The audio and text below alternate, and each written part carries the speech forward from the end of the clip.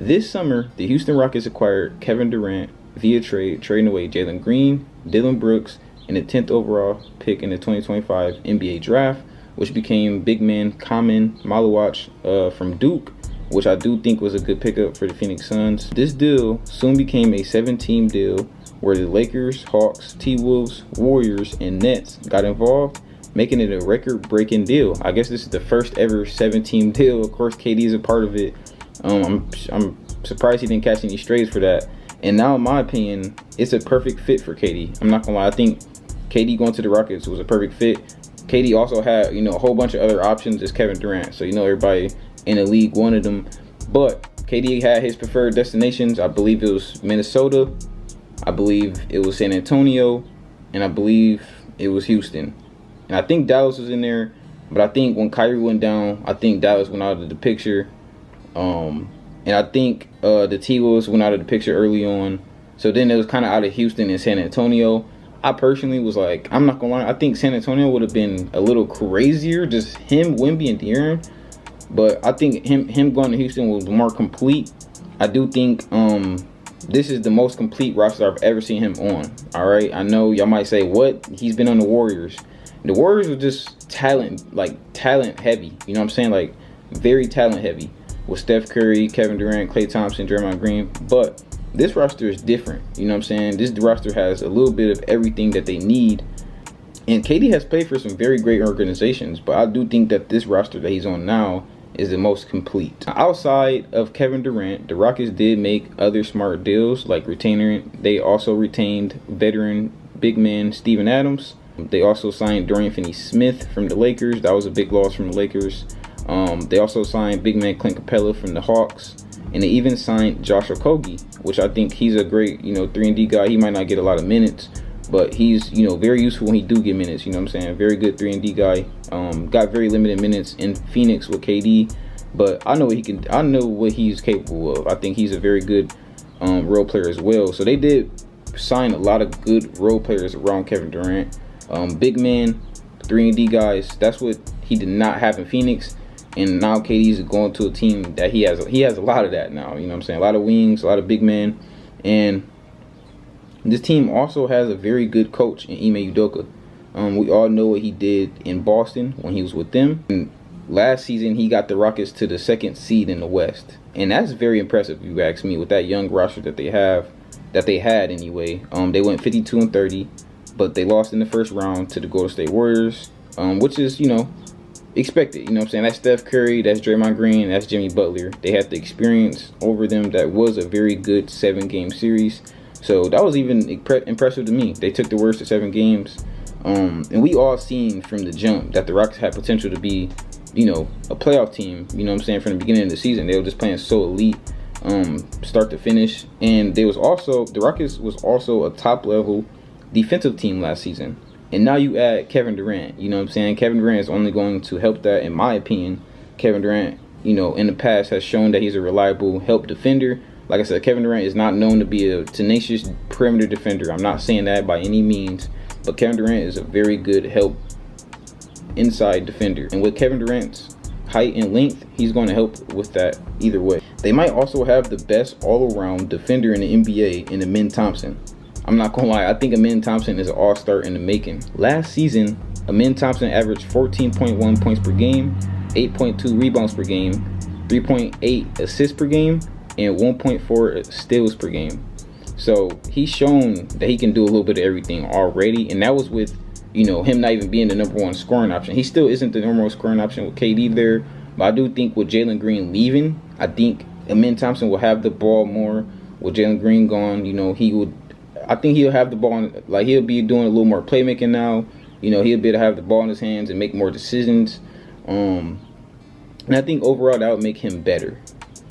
One thing I do believe Amen Thompson need to, improve on is that 3-point shot. That 3-point shot has not been a good trait for him. He shot a low 27.5% from the 3 last season, which is okay. You know what I'm saying? That was only his 2nd season in the NBA. We see a lot of guys come into the NBA like that, not really good shooters or maybe even streaky shooters, and then they become great shooters. a very good example of that was Kawhi Leonard. You know what I'm saying? I've seen Danny Green on a podcast talk about Kawhi Leonard, how he came in as just a wing stopper for the Spurs. That's how he earned his starting position. And then he had to start working on that corner shot because, you know, he's open. He's always going to be open. You know, nobody's really worried about a defender in the corner. So if Amen Thompson can start knocking down that corner three or that open three in general and improve that percentage to maybe like 35% next season, you know, that's going to be a really great, you know, sign. That's a really great sign for a young player like him to blossom a shot over time, because that's his only weakness right now. Like I said, is that 3-point shot. He can do everything else on the floor, like no glaze, y'all. He's athletic. He can catch lobs. He can, like, he's nuts, bro. Like he's a freak of nature, literally a freak of nature. Everybody calls him a freak of nature. And I do think his points per game will jump up. I believe I think he's going to average like 18 points per game. His rebounds per game might go down. I think his assists per game might go up.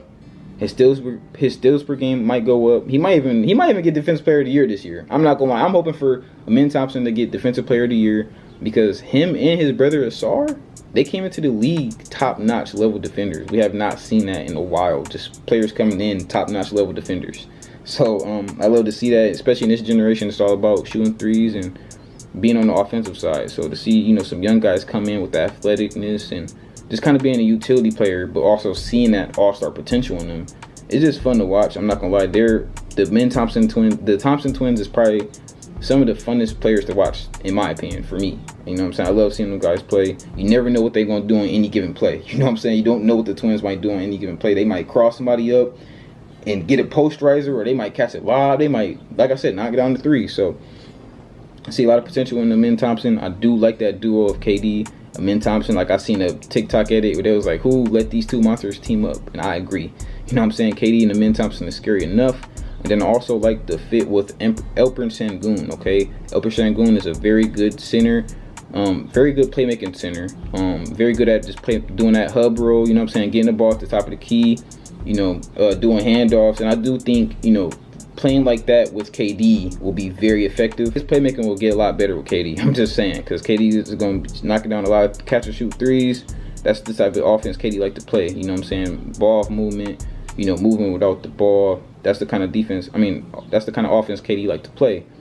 So, like I said, man, overall, I love this Houston Rockets team now. I loved them last season. But now that they added my favorite player, Kevin Durant, I really love this roster. I'm not gonna lie, this is my favorite team now.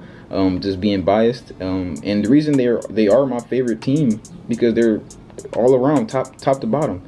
They have youth, they have defenders, they have 3-point shooters. The only thing I will say is they could use another backup PG. They did get rid of Cam Whitmore, which I thought he was gonna be the backup PG for Freddie VanVleet, but they got rid of him. So yeah, that's the only thing I can see. You know what I'm saying? Maybe getting a backup PG. They still got a lot of room to work. Like if they want to, you know, if this team not, you know, playing how they want to play at the deadline, they got a lot of stuff they can move around, you know, make a smart decision, make a little smart move. They don't even make no big moves, but they can make a little smart move, get a little, you know, help the bench out a little bit. But you guys let me know down below in the comments how you feel about the Houston Rockets, where you think they place in the West now. They was a 2nd seed last season. They just added Kevin Durant. I think they stay in the same place. Or maybe just the 3rd. I think they're still a top 3 team in the West. And I do think that this team is the biggest threat to the Oklahoma City Thunder in the West. Okay? Now, if you think that's a cap or you think that's a lie, please comment down below in the comments and debate with me. I want to argue with you. Hope you guys enjoyed today's video. If you did enjoy today's video, do me a favor, smash that like button and hit that subscribe button. And don't forget to turn on that bell. I don't want you to ever forget it. Don't ever forget to upload, please. I'm gonna be more consistent now, so stay tuned. Love you guys. Till next video. You dig?